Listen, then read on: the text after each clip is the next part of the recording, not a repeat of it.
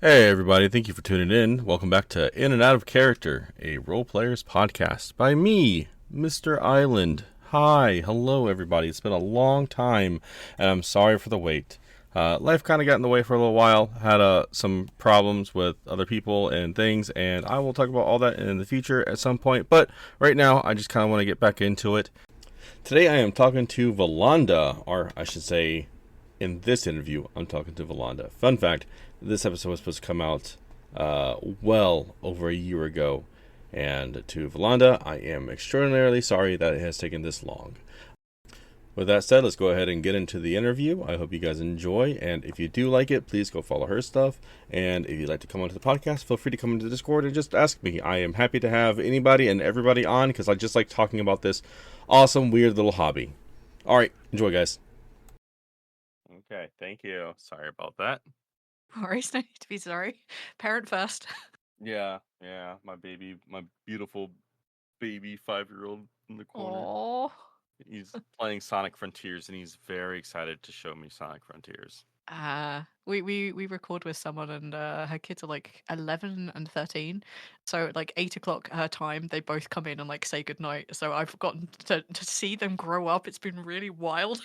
Just through Yeah. like saying hi, just waving at them, saying goodbye each night we record. It's so cute. Aww. Aww. So yeah, we have parent and animal breaks when we record because we're just like we have to like life Mm-hmm. first. Oh yeah. Life gets in the way of role playing quite a lot. I shouldn't say that, but life takes gets in the Precedence. way of sounds like I'm like, oh god, I wish I didn't have responsibilities. Like, I wish I could just role play all day. But life, our role playing definitely has to take a back seat when it comes to role playing has to take a back seat when it comes to life Yeah. in general. Just because, I mean, as much as I would love to stay in these fantasy worlds, you just gotta go outside sometimes and just hang out or go for a Yeah. hike or just spend some time with loved ones. And I've been wanting to do a documentary, or I shouldn't say a documentary, but like a short form video about uh about the dangers of role playing and like being addicted to role play is something Yeah. that people don't realize that it can happen. Do Yeah, you have any experience with that? yeah, like a fair bit. In kind of like a couple of different contexts too. Like when I first started like really getting into role playing and like we were playing like some genuine campaigns, not just like Hmm. one shots fucking around with friends and the one shot character state like when we were generally playing, it was like I ended up falling down that like hole of like carrying the character over with me between sessions. So Hmm. I hit like a really bad point where I was like I was playing an assassin. Her whole thing was she was a sniper, and I started like I realized that I was just like in someone's office and then I was looking at escape plans like, oh, there were like bars and windows, but I could get up behind me and like he has like a fancy pen on his desk and I could kill him with that. I'm like, oh Oh shit, I goodness. might need to back the fuck off.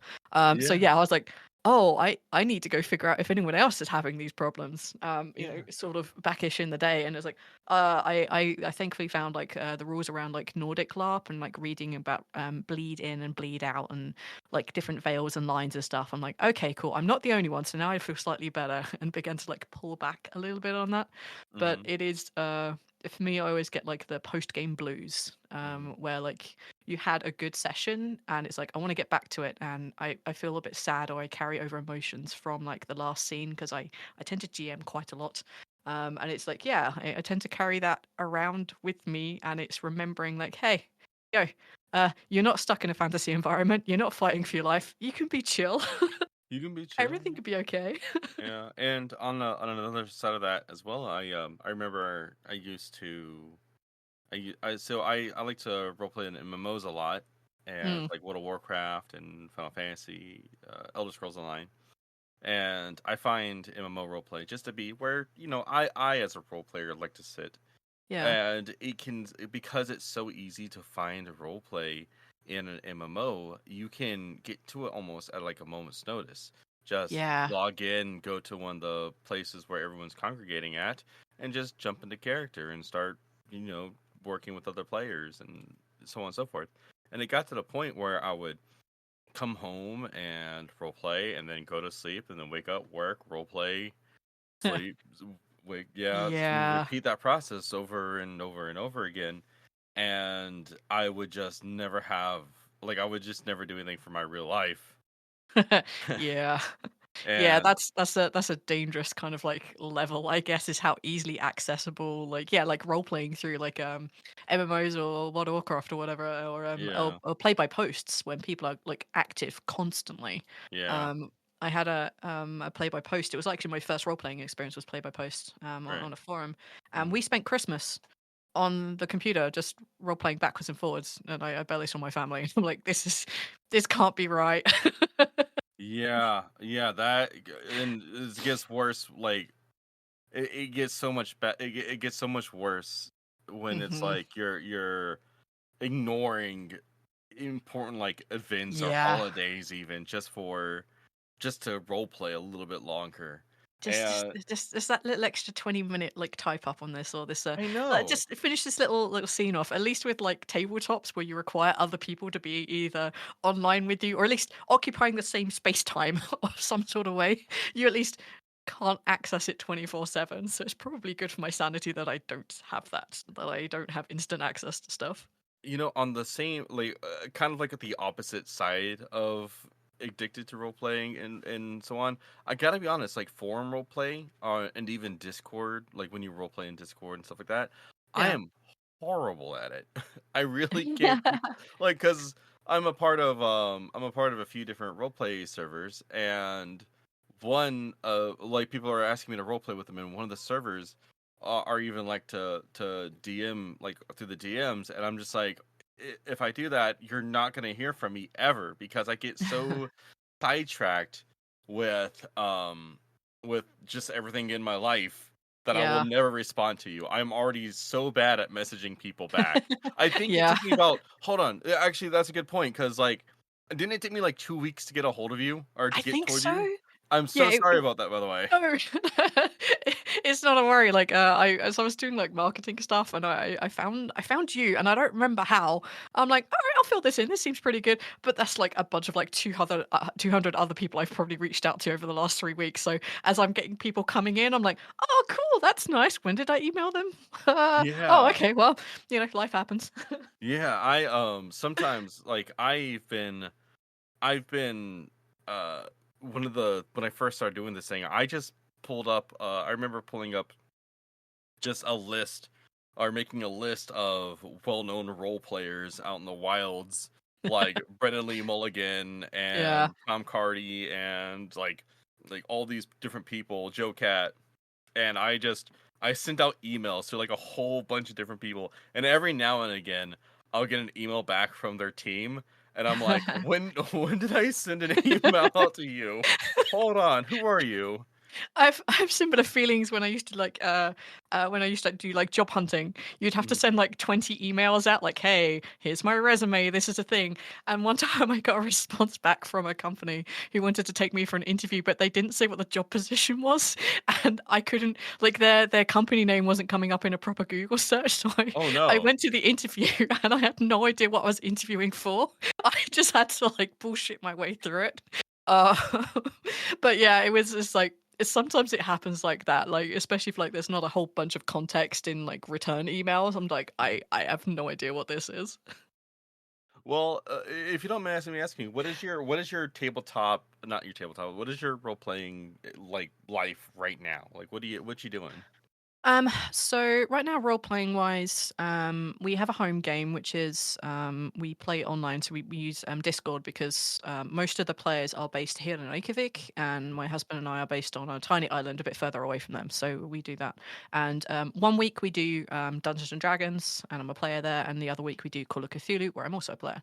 Hmm. On top of that, I also basically run 4 stories online, which are all like recorded for actual play release. So we have the Lucky Die, and that's like there's like a main campaign that I'm running, and that looks like recording at 11 o'clock at night until like 2 in the morning because we Oh, have players in America, and I think we have one in your time zone too.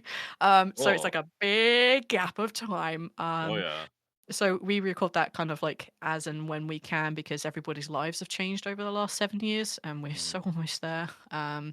in addition to that story, there is a side story happening in the same world at the same time. So there's lots of timeline shenanigans that I have to pay attention to. And that's called Kino, and that's half Europeans, half Americans. So again, Mm-hmm. we have time zone issues. And then I'm also the keeper for our kind of our newer actual play called The Sprouting, and it's Call of Cthulhu, another homebrew apocalyptic world because I have a theme, and Mm-hmm. also and that looks like us recording every Monday and every Tuesday night, and we record between 2 and 3 episodes each time, and that's a whole keeper thing. We've been doing this for the last like 3 months, pretty much every single week, give or take 1 or 2 recordings. And that's intense and a lot. And there's a side game that also goes with that, which probably won't be released for a really long time. And that's more of a modern day-ish kind of Call of Cthulhu game, and that's just Europeans. So the recording time on that is so much nicer. I bet it is. That's the Yeah. hardest thing about tabletop role playing is just getting everybody Yeah. into the same chat room or Yep. whatever. Yep. It's a mission. It's the biggest lie of anyone who releases actual play content on an actual schedule is that we record on an actual schedule. It's rough. I was just talking to another person today, Heather from Nameless Monsters. This is gonna Mm. date for anybody listening. This is gonna date me a little bit, but Heather from the Nameless Monster podcast, she was talking about editing and scheduling and stuff like that because she does the main editing for her podcast as well. Mm. Um, and we went on a long tangent. Not that I want to make people listen to that again, but we went on a long Go listen tangent. to it. Yeah, we went on a very long tangent just about structure and podcasting and sometimes the woes of editing and Mm. podcasting. And again, getting people together to do an actual play podcast is a nightmare. Yeah. It's difficult, and I think especially if I mean, yeah, it's difficult enough if you're all in like the same time zone. Yeah. Like if everybody is based in New York, but nobody can physically meet up. Like meeting up's still a bit of an issue because life happens, and you're asking for like between like 4 and like 6 hours, depending on what kind of game you run. And for Hmm. us, like we have the added issue of the fact that not only are we not all in the same geographical location, we aren't even in the same time zones, and we don't even have the same native languages. So Hmm. for we have a person based out of Germany, and it's German, so it speaks German as a native language, and also learn English. My partner is Icelandic, and he speaks Icelandic as a native language and also speaks English. I'm Hmm. British, but we also have an American, and I will argue American and British are different languages. We're just very close. No, I get it. Yeah, I'm from New Orleans down here where I live, yeah, and we have a Creole tongue to the way we speak. If you get down to if you get down to the bayou enough, we have a whole different way of speaking, yeah, and it's so difficult sometimes because I had to really try to fix the way I speak when I'm talking, especially if I wanted to do a podcast. Because yeah, I'd get so fast where people couldn't understand me. And yeah. my friends really had to help me chill the hell out when it comes to speaking. Yeah, I have the same because I tended to naturally speak very very fast, and Hmm. like yeah, I have like a what we would consider like a standard British accent. I'm quite southern, but when I get really excited or if I get minorly tipsy, I tend to revert to my natural kind of Cockney accent. And doing Hmm. that at speed with people whose second language is English, let alone possibly third language in some places, it's really difficult. So I had to learn to slow down and enunciate better.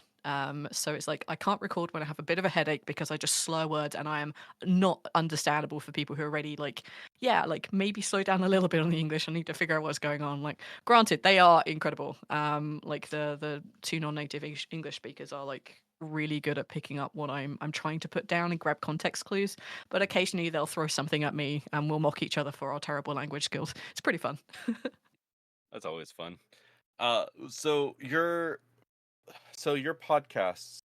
So what I am understanding is that you have a series of podcasts that you work on. I Yeah. noticed that when you contacted me using Blighthouse Studios. So I looked Yeah. into Blighthouse Studios, and I can't remember where's that page. Hold on, I closed it. I shouldn't have closed it. Hold on. No, don't look at it. It's an embarrassment. I'm gonna throw my body in front of them, in I'm front of our going. big podcast page. I'm looking at the Blighthouse Studios page right now. Um, So yeah, I saw that you had a whole bunch of different podcasts up under your belt. So when did you yourself decide that you wanted to get not like to not only like when did you want to take your role play lifestyle and take it further into into the realm of creation? Um, so back when I was having issues like separating characters, when I was just doing home games back in the UK, Mhm. I wanted to roleplay more because my home group, before we got a little bit more serious about how we play stuff, were very much like monster of the week. Nobody really cares if a character dies. Literally nobody cared at all, and I wanted a bit more of an emotional impact, I guess, on gaming. So I went to Reddit.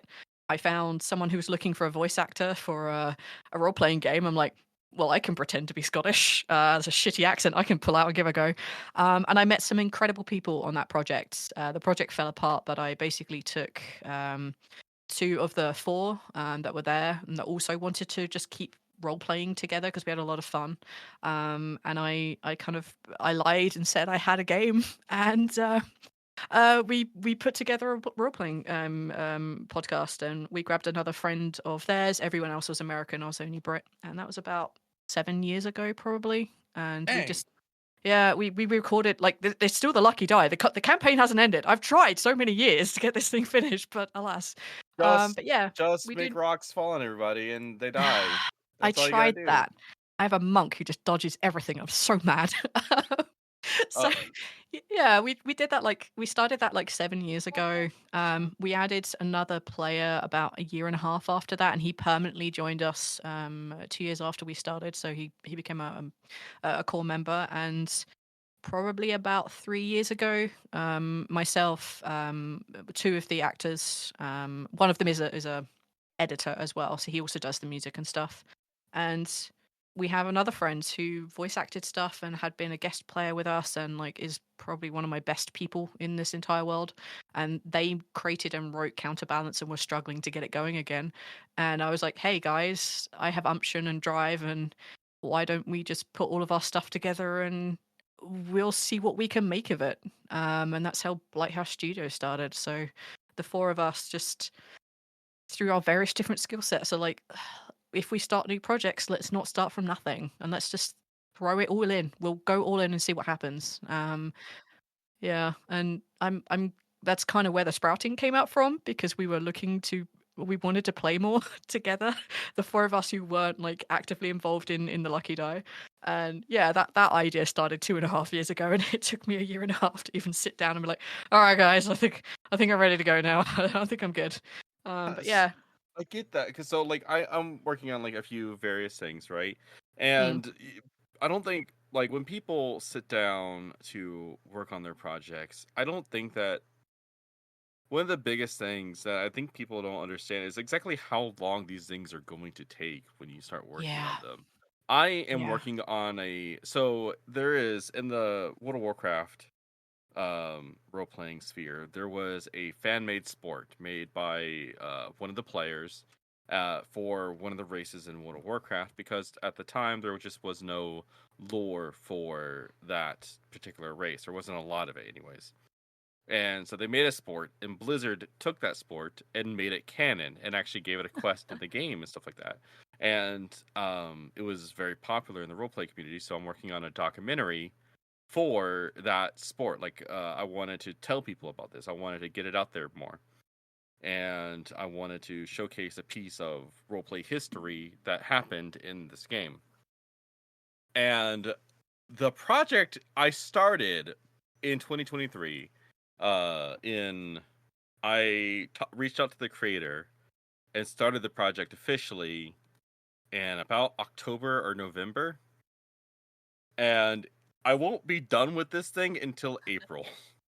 Yeah, like like yeah, it is that like surprise like time drain on how to make a project because it's also like I think a lot of folks think like yeah, I'm going to put a project together. I will sit down, I'll record, I'll edit, and it goes out the door. And it's like Hmm. that's so like that's a very like Small simplistic idea part. on how it goes Yeah. together. Yeah, because like for example, reaching out and talking to people. I've probably spent like in excess of like hours. I have spent hours and days is not an an exaggeration on finding people, emailing them, asking them if they want to be in the show, reaching out to people like, hey, could we do ad swaps or content drops? Or like, Mhm. hey, you look like you want to role play, you want to interview role play makers. Hi, how are you doing? And all the time that comes with crafting those emails backwards and forwards, doing any sort of quality control on your work, not just Mhm. record it and shove it out the door because it Yeah. takes effort to do that. If you know anything about like mixing and mastering and making things sound good, making sure that it sounds good and that everybody has their own like clear levels and clear tracks. And if you add music and ambience and sound effects, Mhm. that's Mhm. not work that comes out of nowhere. Yeah. It's like was it like when I used to do audiobooks, 1 hour of finished content is something like 5 hours of work behind the scenes just Mhm. for me recording and editing it. Um, Right. so yeah, and that's 5 hours I need to be paid for. I need to be aware that if a book is a 12-hour read, I'm spending nearly 2 weeks working on that. And Mhm. it's very similar in like creating like podcasting or documentaries, especially when you have to write a script and figure out things and interview people and figure out how to put all of that like chaos together in something coherent and presentable. And then you have to Mhm. upload it and make sure it's all within tech specs too. It's like, God fucking damn it. I know, and like here, another like one more aspect of it is you're also learn like if you don't come from a background that already has these Yeah. things, like has you developing these skills, you're learning these skills as you do it, and learning also takes like an amount of time in and of itself. Yeah. Um, like of course I could just start editing in a tool using Audacity, right? Yep. But if I wanted to learn and like actually take the time to understand every little tiny facet of Audacity, I need to stop and go look at it and experiment and read and watch videos and all sorts of other things just to Yeah. get a good grasp of the tool. Yeah, like we were very lucky that in the project that kind of fell apart that I met up with the folks on Reddit. Mhm. One of the guys was already like a music major and he Mhm. loved creating music and he'd already been part of a band, but he moved back to settle down with family. Mhm. And he took it upon himself to learn how to edit and he figured out which different programs he would need to use. And over time, he and I developed a system where we quality control the episodes. He'll send it to me, I'll send feedback. We figured out what kind of feedback actually is useful and what isn't. And then he would like go through and like, okay, people need different microphones. He'd go through and do those. He'd put music in and figure out everybody's balancing. And then he's like, oh, we need to get this kind of equipment to make you sound better. Please go ahead and do those. And then like, Mhm. yeah, he has grown so much over the last 7 8 years. Oh my god, 8 years at this point. And I'm like Right. I'm so unbelievably blown away by his talent and how good he's become. Like he was pretty good when we started, but I think he was just starting out with some basic tools. And that is all you need to do to get started is to figure out the basic tools. But if you want to Mhm. take it to another level, it's so much more time. It's like, yeah, to master a skill is like 40,000 hours or some stupid number. Everybody else in the chat about. Yeah. Yeah, it takes time to do that, and you have to allow yourself time to do that. Yeah, one of the things I had to hold on, am I about to go off on a tangent here? Tangent alert. I'm so one of the things I'm doing is because I've always been interested in it, and the projects are another reason for me to learn and to grow and to do things, is music, right? Yeah, I've always wanted to work in music myself, but I never knew how to. So, in order to make these projects better than what they are, I'm having to go out and learn a whole new skill. And yes, I'm very interested in the skill, but again, if you want to do these things, you're gonna find yourself stopping to go increase your experience and a whole bunch of other stuff. Anyways, that's all to say that no matter what you do, the amount of time that you put into a project is going to be exponentially higher than what you think it's going to be. yeah, 100%. It's so much work. Hmm. It's yeah, and then if like you try to take it like to another level, like you're thinking like maybe I could make this like at least partially financially viable without me having to spend like thousands of dollars to get everything in place and all this good jazz. There's Hmm. so much like hidden work that has to go into that. It's like figuring out, okay, like I'm basing in another country. How does tax work? If I want to do Hmm. Patreon, like how does that? What Oh forms do I have yeah. to fill in? And what? And for me, like this may be very very unique and very very snowflake. I'm not natively Icelandic. I moved here, so I have to figure out which tax laws apply and when and how does that work. And I can't even read it to check it out. It's all in Icelandic. There's no way I'm understanding this. Mm-hmm. And then it's like setting everything up. Like, do you do a business? Do you not do a business? Is it under a certain tax threshold? Does this work? Okay, now I have to get all the social media assets together, and now I have to figure out what kind of schedule we do for releases on Patreon, and how does that make things extra cool and nice, and what things are appropriate, and what research needs to go into. Well, research that goes into figuring out, okay, well, what works best on Patreon and what doesn't. What am I willing to do, like creatively, and what am I willing to compromise creatively to have all these things work so we can be financially viable. And then, oh yeah, we want to do some merch. Oh my god, like, okay, where do I start from scratch on merch? Like, where do I even get the Oh art assets God. for that? How does that work? And then, oh, a website. Yeah, I had a basic website that I didn't build, and then the website breaks and someone has to make and fix a new website, and that's all work and time that has to be put in there. And Mm-hmm. IMDb credits, for example, like, how do I do those? How do I add my show, which is a podcast, which wasn't supported back in the day? You had to be a TV show. How does all that work? And that all takes so much time that you have to put in, and it feels like lost time, but it's also essential time. And it's just, yeah, like I probably spent, like, when we decided to do this kind of properly, or at least I decided I'd take the gumption to do this properly, I probably spent untold amount of weeks just getting everything up to scratch that will never Mm-hmm. see us increase revenue, may not see us increase any sort of download numbers or anything like that, but it's all work that needs to be done to be able to be taken professional or taken seriously by professional companies. Right. And there's Like, also like another thing about that is again that it may not it may increase your revenue, it may increase your view count or whatever, but social media is a whole nother ugh, beast that you have to tackle. That is also going to yeah, take time. yep, Like no matter what, like people like when they get into this and they want to do it professionally, they get into this thing and then they realize, oh my god, like there is so much more you yep. have to do that is sort of behind the scenes. Yep. And that's all stuff that you can't easily, like, write down numbers on how long you spent doing this and what the Hmm. the return on that will be. Like, and Hmm. if like, if we were professionals in this area, I'm sure someone who professionally makes websites would be able to crack this website out in like an hour or two, or someone who's proficient with social media be able to like do like 40 posts and schedule them up and walk away and do that in a day and a half or some shite. And I'm learning how all of this works. I'm learning how to put it all together. So it's just like, it's so much slower, it's very inefficient. And if we had big backing, this would be very fast, but we don't. Hmm. So we have to figure out those kind of like, all right, what social media plans work? Wait, I'm supposed to have a social media plan? Uh, Yeah, I know. Like I handle all my social media myself. Like I don't have anybody to help me. I Me do neither. everything myself. I have nobody is helping me with the person who was gonna help me with music for the one part decided that that they decided that they needed to not work on any more projects, so Mm, they dropped all their projects and now it's just me again, which is fine. I will learn and make the music and yeah. all will be good. Homie, I just forgot what I said. I literally just completely forgot what I we were said. we were chatting about the perils of social media, and doing everything as like a one man band is rough. I have nothing but respect for folks who can do that. Like, I realized a long time ago I cannot edit. I can't go through and take those silences out. And I know that our editor has a really good like automated thing that just cracks it out in like 20 minutes, and then he's like, "Yep, I can now start moving stuff around." Like, I can't even cope with that. Like, it's so boring for me to do that editing, and I have nothing but respect for those who do. Yeah, Like, this holy shit. in older episodes, just to say, I've been saying that it takes me about 3 hours to edit this podcast, and it Yeah, used to take me 3 hours to edit this podcast. It really did.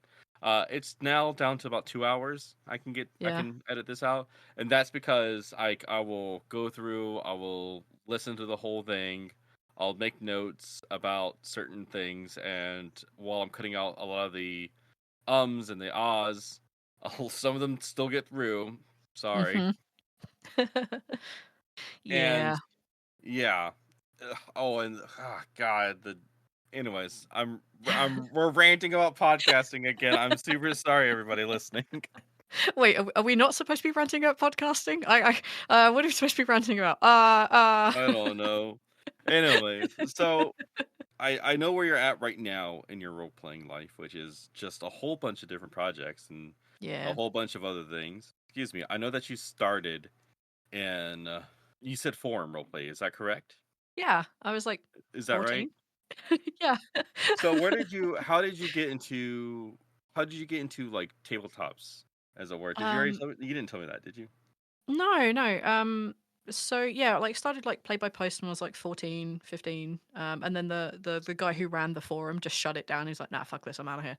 And we were Uh, like, boo, the worst, boo. But we understood he was going to college. Like, okay, fair. yeah. Um, and then I didn't do any sort of role playing for like a couple of years. And then a friend of mine came back from university, and she was like, hey, y'all want to play Dungeons and Dragons, nerds? And we were like, okay. And then I did not stop playing since then. So I've been playing Dungeons and Dragons or Call of Cthulhu or the White Wolf systems or anything 40k Oh, or I love the white wolf systems. it's pretty nice, right? I don't know what it is about filling in pips on a chart, but I Yeah, love filling in pips on a chart. I made a system for my guild in Elder Scrolls Online because it's a role playing guild. yeah, And it's nothing but pips, right? It's such a confusing it is a horrible system that I am currently in the process of tearing apart with one of my friends in the guild, and yeah, we're gonna rework it to simplify it because it's too crunchy for people, and I get that. But boy, do I love putting pips on a sheet of paper. I don't know why. yeah. Tests, I I didn't take tests because I wanted to be smart. I took them because I wanted to fill in the little circle. Why can't I fill out all of them? I just wanted to Like, fill in circles. yeah, I enjoy like those kind of like things, and I've like I did, yeah, like we played a lot of home games like that, and then I did a lot of like Twitch streams Mhm. because it was related to the person that the first failure of a podcast what we were involved in was doing, and I played a lot of systems with them, and then I switched to playing with another friend of mine, Skagath, and he makes his own systems. So I very quickly learned that, oh, it's not always the systems that I like, it's the role playing I fucking love. Oh So god, I've yeah. done lots of like homebrew systems. I wrote a system called Spiced with my friend Andy, and we developed that over the course of like 2 years, and I actually had it laid out in like I had a program that allowed me to create like layouts and formats so that we could put it in a proper book with like pictures and like tables and stuff, and it was super nerdy. And me and my friend Andy, we went on convention tours, so we went to different conventions and we played the game with people, and they're like, here, have a basic copy of this, like here's a basic version, here's a more in-depth version. And we did that for ages, and then I left the UK, so we closed that down because that was like too much to try and handle with like the distance between us. So yeah, it's my role playing world has been a little wild. Yeah, Lots I of get that. online things, doing like I've done Blades in the Dark and City of Mist online with a few folks. Mhm, And I yeah, and then like yeah, once our former project fell apart, we did the Lucky Die. We had that going that for a while, and then I also do voice acting on the side of the many other weird random mhm. audio stuff that I do. And I did an audition for something that I saw on Twitter, and they were like, "Hey, do you want to audition for this thing?" And I did it, and they were like, "Can you do it in an American accent?" And I'm like, "Yeah, sure, I'll totally do that." And they were like, "Please don't do that." So I stayed British.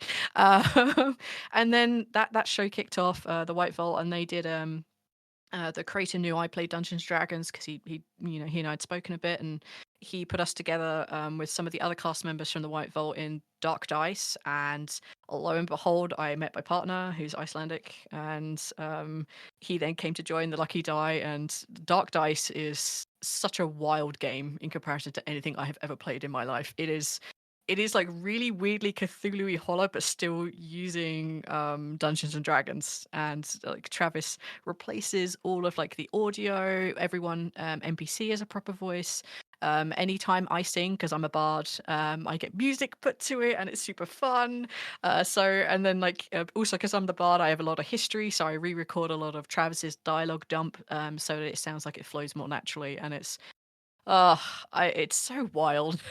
It's so vastly different from what I do, which is I record the thing, I prep everything, the editor goes ham, he and I talk about how we make it better, the editor makes it better, and then we release it, and it's like it's such a different level of editing style, but they're both like so weirdly unique. And I'm finding the same with the sprouting as well. It's just everything I've played online or anything I've released or been part of role playing online, I've very much figured out that the table matters, the people at Hmm. the table, and the intent of how you intend to either release or edit really also affects how like you would play, because playing at home versus playing for and playing as a GM for my own podcast or playing as a player on other people's actual plays, it's vastly different. I have to be slightly more aware because the audience only get to see the world that I interact with, or me or Hmm. the other players interact with. So if there is something marked plot, when you're at home, you can ignore it because it's super funny just to wind your friend up and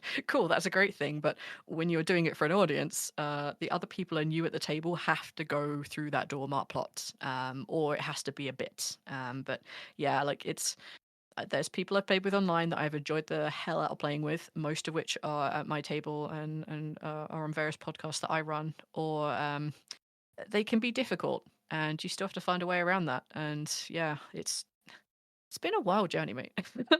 I bet. Have you tried any other forms of role play besides tabletop, like cosplaying? Have you done theater or anything like that?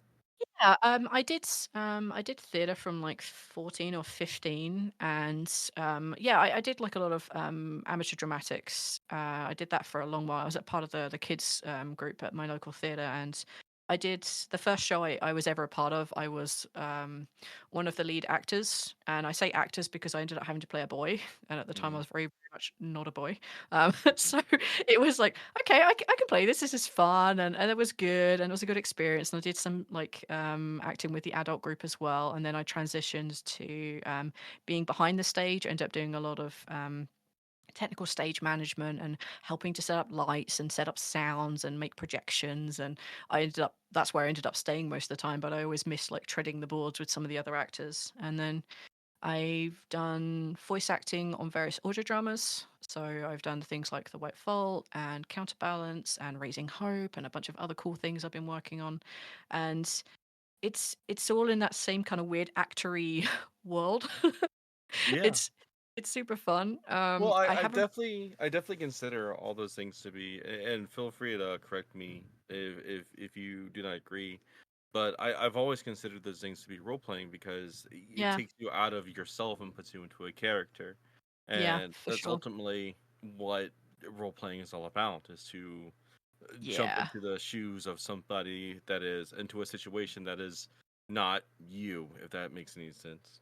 Yeah, I very much prefer not being me normal day to day. I much Oh, I prefer get jumping it. in the skin of a dwarven bard who plays a lute and maybe slightly alcoholic and has some like deep dark desires. Yeah, I'll go ahead and play that. That's way more fun than having to go to work and design something for a living. I'm You, like, oh god. do you know that meme of the guy in the like? It's like it has to do with like a cosmic setting, and it's like a silhouette of a person, and there's like all these stars and galaxies, and as the meme gets, and there's like a list of things, and as it progresses through this list, the meme gets like more profound and everything. Do you know what I'm talking about? Yeah, yeah, I think I know which one you're on about. It has like a couple of panels and it has Was- like different like Yeah. descriptions next to it. Yeah. Yeah, so I don't know why I thought about this, but it's like when you're playing, when you're role playing a character because you don't want to be you. And then, like, at the very bottom, it was like when you're role playing a character because they're blessed to have you in them. They're, bl- they're, they're, Damn. they're blessed, or something like that. Having you in them sounds horrible, and I Yeah. shouldn't have uttered those words, but you understand what I mean. Yeah. They're Um, privileged to be yes, they are conceived privileged. by you. Yes. It's the so I used to have like a really big thing. I'm like, I really hated min-maxing. It's like the worst thing ever. Go play scrubs. Uh-huh. I've learned to embrace the inner min-maxer and accept folks for when they really want to do that, because the only way you can protect them if you love them is to look at the system and use the system to protect them. And if that Yeah, means you have to fudge having more armor, then that's how you're going to do it. You don't have to roleplay like you have a bunch of extra armor and that's why you're doing it, but you can yeah. fudge the system to make it work for you. I'm like, all right, okay, I'm slowly on board with this, especially like the more systems I play and the more characters I end up playing. It's like, no, what's important is I keep my OC love child alive because I love this strange woman who runs a bar in 1920s New Orleans, Prohibition era kind of shit. Like, I love her. I don't want her to get hurt. I what I do a lot for my players on the terms of min maxing is that I make certain skills for them, and people can call me an asshole for this or whatever. But I always adjust the skill threshold of whatever, Hmm. based off of what the player wants to do. Like my Yeah. friend, if my friend John wants to punch something, and my friend Sarah wants to stealth, then I'm going to make it easier, or I'm going to make it easier for them to do the things that they want to do as Yeah. players. And it just works out that way because they're doing the thing. They're having the fun. And that's all I Yeah. care about. All I want is my players to have fun and for us to tell a story together. That's all I want. Yeah, I just like we like let's be serious. We're pretending to be elves and dwarves at a table. There's only so much serious we can take ourselves. So yeah, if someone wants to punch super hard or someone wants like the ability to fly, like yeah, that may not be ability right now, but that's something that they can work towards. And like hell with the rules. If they do something cool and like a god looks upon them and thinks, "I will bestow you wings," fuck it, I will deal with that session. I would deal with the mechanics after I've gifted them wings. Like I'll deal with it then. Because like yeah, ultimately everyone wants to have fun. That's why we're at this table. And if we want to have Yeah. a game where everybody's super sad, great. I'll make you super sad. Like if that's the intent of the game, that's what we're gonna Oh, do. I'll But kill off all of your favorites and in a heartbeat. I'll do anything for a good story. I'll murder them dead. I'll that do it. NPC you loved, fucking gone. Gone. Gone. You built up a nice friendship with. I'll stab them. I'll Your do that it. friend where you always bought the potions from, that beautiful business you built from the ground up, I will set fire to their premises. Like yeah. If that's the feeling of the game, go for it. But yeah, ultimately, like everyone at your table should be having fun, and yeah, that includes you too, which Yeah. we get to do by dropping plot surprises and yeah, like helping our friends be super cool because yeah, that's it's kind of fun. Yeah. It's nice to And, break from reality every now and then. and something I was telling my last guest, Heather, and something that sort of goes back to what we were talking about earlier, especially in like these projects, like if you're in an actual if you want to make an actual play podcast, you got to understand people will pick up how your players interact with each other. Yeah. Like that is a super important detail, that if the players are just like monotoned speaking back and forth at each other and they're not actually talking to each Yeah. other, you know what I mean? Yeah, there's like a whole thing, and I was speaking to like my friend about this a little while ago actually. Like we were talking about the differences between home play and actual plays. Hmm. And in actual plays, I always feel a little bit more weird if I want to, as a character, have like a one-on-one with another character, because Hmm. I'm kind of taking time away from the whole table, and it could be anywhere because the folks I roleplay with are really good. Anywhere between like 5 minutes and half an hour, just us two role playing at the table, but that takes away from the whole group. And in a home game, like we're here together to tell a story. So I try to limit that a little bit and try and bring more people in. But as an actual play, we have the ability to do that. We have the ability to be a little bit selfish at the table because everybody knows we're putting on a show. And what you really want, if you have players at the table, is to have them interact with each other because also first of all that is free content I do not have to prep for. Thank you guys. That just go ahead, have fun. And little secret, remember that let people role play together. You don't have to prepare for like weeks on end. It's been amazing. Like yeah, like as someone who's on an actual play, as a player, you need to be aware of the fact that nobody sees the world except through your eyes. Because it's not like a TV show where like you can leave the camera lingering behind the main actors and see someone do something super sneaky and stealthy and awful and you can't do that in an actual play. That sounds super weird. So you as a player are responsible for checking that plot pot, that plant pot that's singing. Don't just walk past it. Interact with it. Like give that information to everybody out in the world. And for the love of Christ, try and be active. like Yes. Oh my yeah. god, please be active. Oh my god. Oh.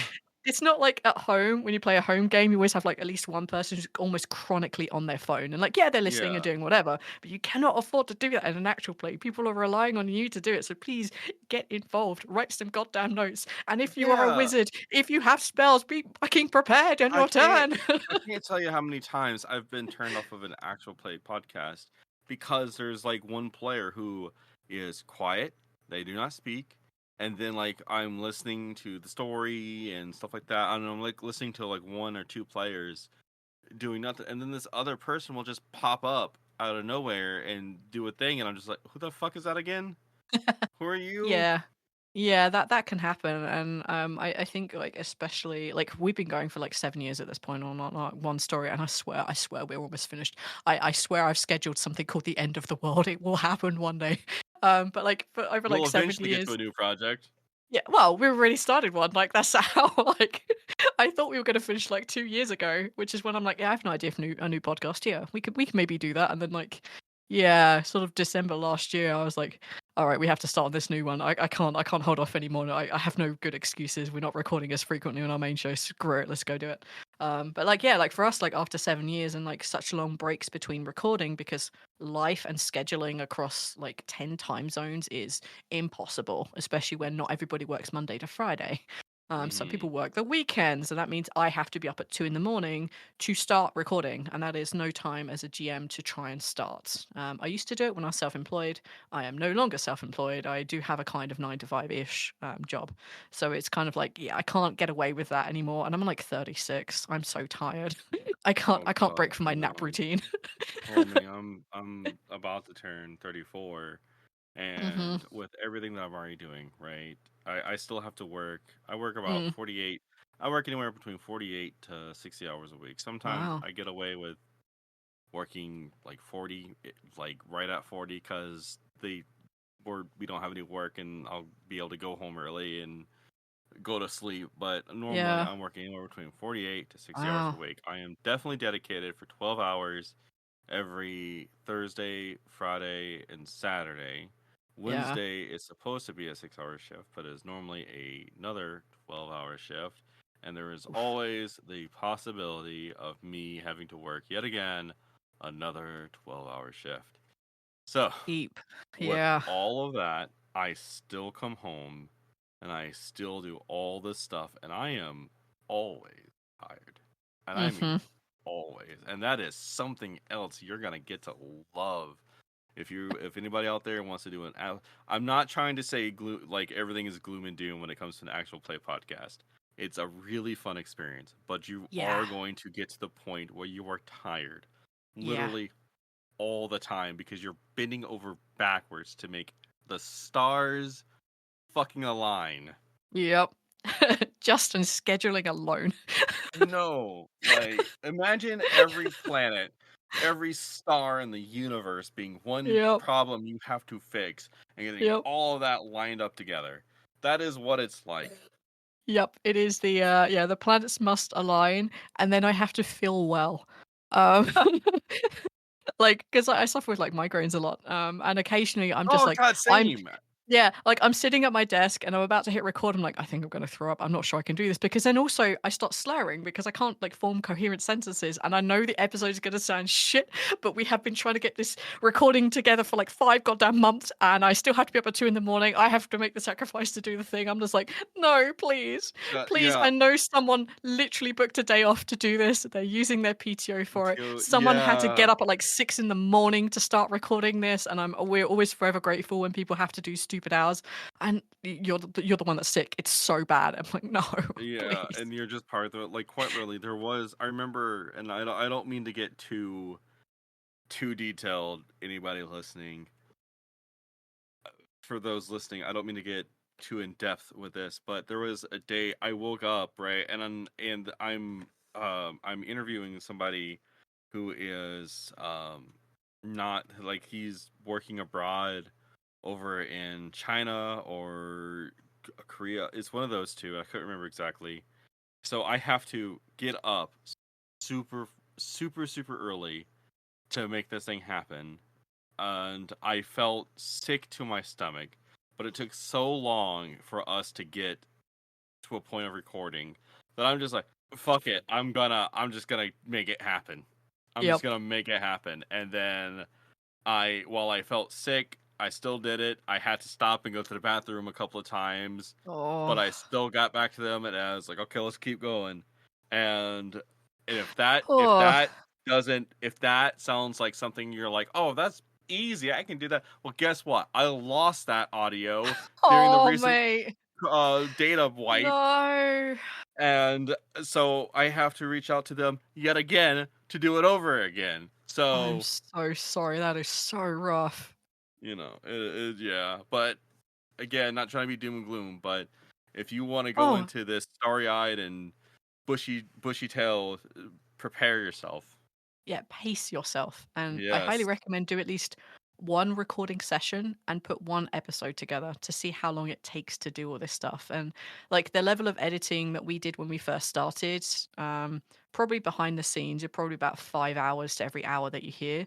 Whereas now, because like our editor takes so much more time over it, I take so much more time over the quality control as well. And we have other people who listen to it and also like, hey, this is a little bit too loud, or like this story sucks, and I have to get voice actors in to do stuff now, which I never used to do before. We're probably looking like 10 hours per hour. But you can put a microphone in the middle of the table and you can hit record and you can edit, you can release that. There are people who will want to listen to that. Like, Oh God, uh, yeah. yeah, whatever level of editing you put into it and whatever level of audio fidelity that you end up having, people will listen to it.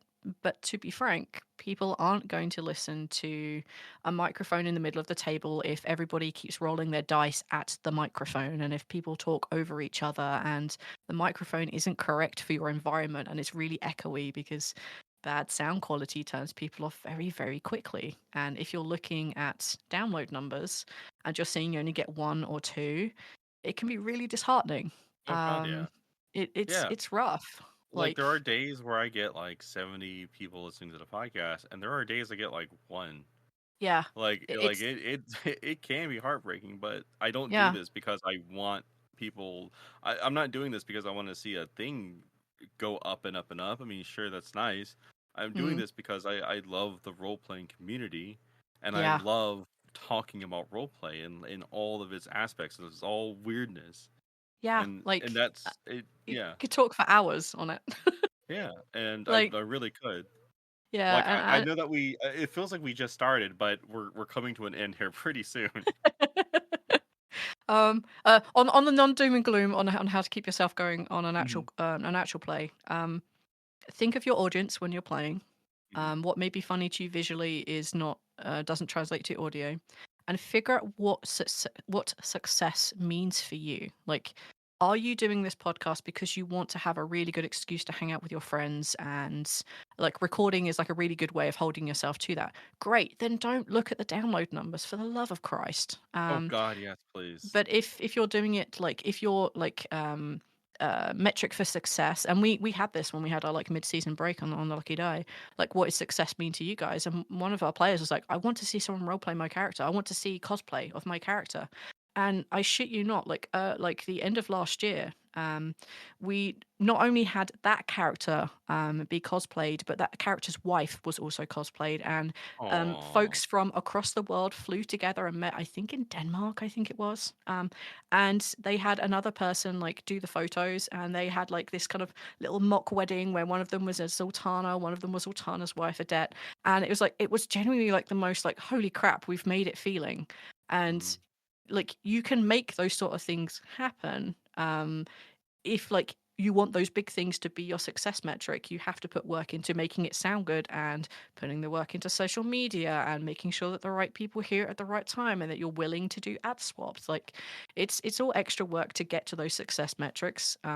But know what your success is. Like, if your success is seeing like 50 people say I love your show, great, then make that your goal. And download numbers will come if you keep at it. But don't do Oh, it if that's you the don't biggest enjoy thing. it.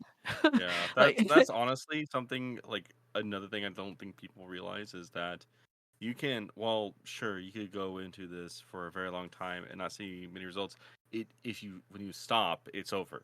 And like yeah. that's the end of it. If you stop, there's no more. If you Hmm. keep at it and keep at it and keep at it, yes, it's a greater chance of people listening to it and sharing it and making it Exactly. happen. Like, especially if you're willing to put in the work to like try and market a little bit. And there is an amazing article by Sean Howard of Fable and Folly, and he talks down like the different marketing strategies that you have. And that's when I went, I'm supposed to have a strategy.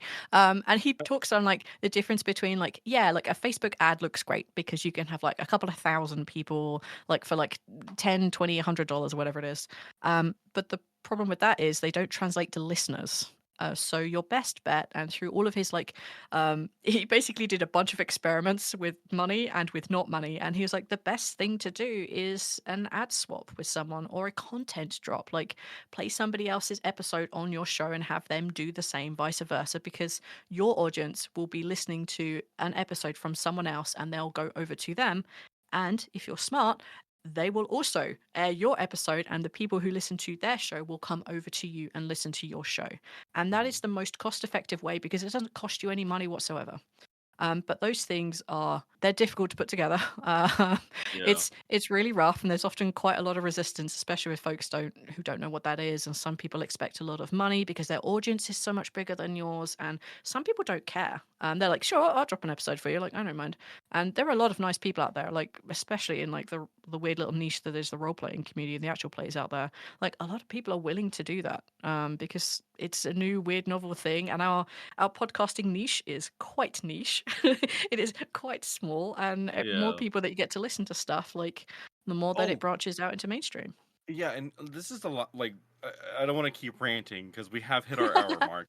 But if I could give one more piece of advice to anybody out there who wants to make an actual play podcast, that is, do not listen to the people who say, "Why would you do that? So many other people are already doing it." Fuck Do them. not listen to that. No, fuck. Yeah, fuck them. They're. Fuck them. It's not. It is. No, just if you want to make something and you're serious about being passionate and making it happen, then do the thing. Do the thing. I was talking to Heather about this last week, and if I just because if I had looked out there and saw all these other role playing podcasts, yeah, there are plenty of podcasts out there who talk to other role players, right? But Yeah. I feel like the way I wanted to do it didn't line up with the ones that everybody else was doing it, so I did it anyways. Like, sure, Yeah. they were similar, but It is very much like, yeah, like I am the 900th D&D podcast and I have D&D in the name. By the way, just don't do Dungeons and Dice. Like we're done with that pun. Like we're 900 like podcasts away from that line. Come up with a cool new thing about your group and your table. Have a cool name. It is like, yeah, like every table is really different. In our side campaign for the Lucky Die, we have Kino, and I lost one player because they couldn't commit to 2 games. And the feeling at the table is so different because we have one person like down, we had another mhm, person join as a guest, and the whole table dynamic changed again. Like people will listen to what you're wanting to put out, and if you respect the listener as a producer or as a keeper or GM, sorry, or mhm, as a player, if you respect your listener and bear them in mind while you're playing, you're going to make that experience more enjoyable for your listener, and they're more likely to hang around. And if you are very rules light and don't give a crap, mostly me because I forget the rules and I'm very bad at it, there are people mhm. who want to listen to that. If you're very number crunchy heavy and like Pathfinder is your best friend. Cool. There are people who want to listen to that. Everything is out there. If you want to be very highly edited and turn it into an audio drama instead, I can tell you that there are definitely shows out there who are way bigger than mine. I don't enjoy them personally, but there are lots of people who do. Yeah, And do your thing. Do it. Do it. The worst that you'll do is you'll stop making episodes. It's okay. yeah. Literally though, and that doesn't mean that you can't leave and come back if you get tired Exactly. of something. As long as you keep your files and your audio data, you are going to Yeah.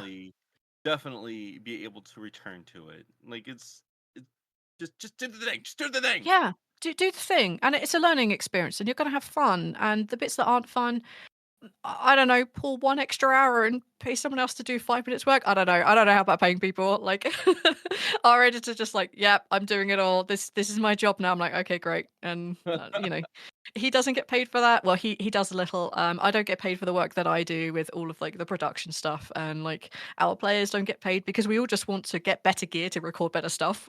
You know that meme where at the end the person's like, you guys are getting paid?" I'm like, Yeah. "I don't get paid. I just Yeah. do it because I like it." I'm Anyways, doing it because it's fun. Like, I uh, wouldn't put, like I came back from, a holiday, like, 4 weeks ago, and I think I've had 2 days off. mhm, I've just been doing production stuff, like, catching up with, like, production stuff from over Christmas and, when we had a temporary slowdown over Thanksgiving, launching new shows, getting all that stuff to go, like 3 weeks nonstop. I had like a day or two off, and that's kind of been it really. And like, yeah, that's all work and time, and I wouldn't do that for free if I didn't think this story was worth telling, or the stories that we're telling are worth it. And I think they right. are. I think some people enjoy it, and I enjoy making it. So I'll write 200 marketing emails and reach out to people about joining them on podcasts for interviews. Hey, and man, I would. So this is the part. Like this is always the hardest part because, again, the conversation's so good, but we've definitely hit the end of it, and this is a we hard limit because the editing process Yep. takes so long. So 3 times longer. what I mean to say is, Volonda, thank you so much for coming onto the podcast. Thank you Thank so you. much for having me. This is a blast. It was a lot of fun. Thank you for chatting with me about random editing stuff and role playing.